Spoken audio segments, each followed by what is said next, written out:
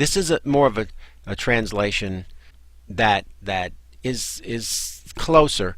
Let's look at it. The first man is out of the earth, earthy. The second man is the Lord. There's that issue again with the Textus Receptus. Out of heaven. So he's consistent at least. You see the same out of, out of? So here we have at least consistency. The same way Adam is made out of the earth, Jesus is made out of heavenly stuff. Darby's translation. The first man out of earth, made of dust. The second man out of heaven. So you see there's at least consistency in some of these translations. Now, of all these translations here, there's only one that actually got it right. The ASV. The first man is of the earth, earthy. The second man is of heaven. This is the closest thing to what I feel Paul is saying. The first man, Adam, was made from the earth, the ground. Earth in Greek is G-E, like geo. Adam was made from the ground, the earth. Jesus was made from heavenly stuff. Now, does that fit the context? Let's start at verse 44. It, he's talking about the body, is sown a natural body, Adam. It is raised a spiritual body, Jesus. There is a natural body, Adam, and there is a spiritual body. So you see, Paul is talking about the kinds of bodies Adam and Jesus had. Adam had an earthly body. Jesus had a heavenly body. Adam was made from the earth. Jesus was made from heaven.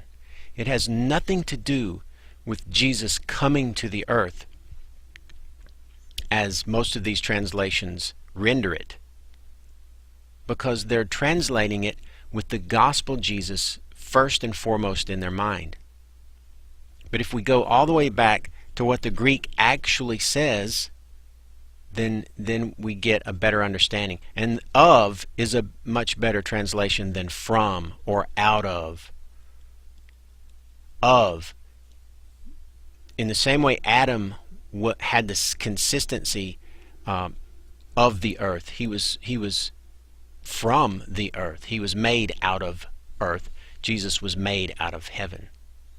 Not that Jesus came out of heaven, like one of these translations actually rendered it.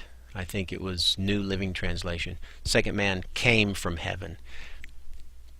Lots of mistranslation going on, lots of subtle mistranslation going on.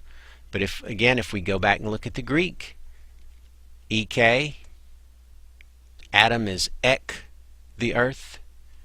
Jesus is ek, heaven. There really can be no doubt. This is not talking about a Jesus coming out of heaven to the earth. It's talking about their bodies. Adam has an earthly body made from earth. Jesus has a heavenly body made from the stuff that the heavens are made of. Anyway, I just wanted to show you that just because you flip open a King James Bible doesn't mean you're reading what Paul actually wrote.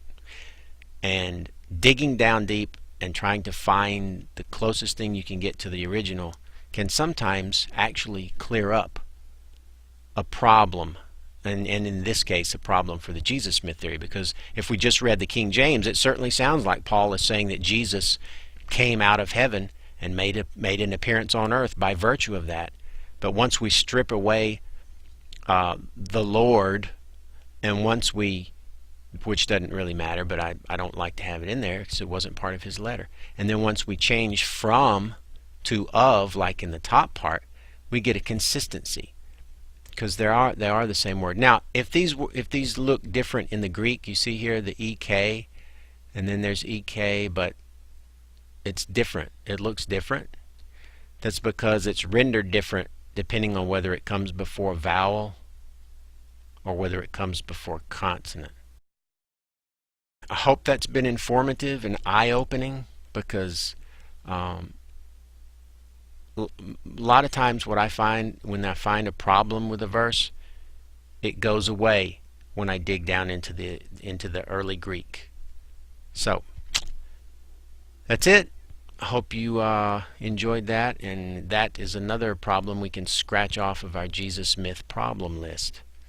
See you next time.